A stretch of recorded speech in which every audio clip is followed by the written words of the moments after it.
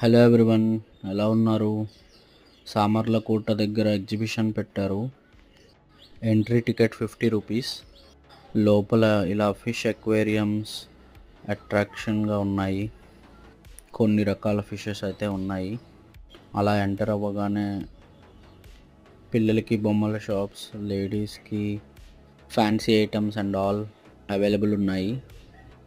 ఇంకా చాలా స్టాల్స్ ఉన్నాయి, లైక్ బట్టలు and some home related items, ఇంకా గేమ్స్, రింగ్ గేమ్స్, షూటింగ్, ఇంకా బాల్ గేమ్, ఇంకా చాలా గేమ్స్ ఉన్నాయి.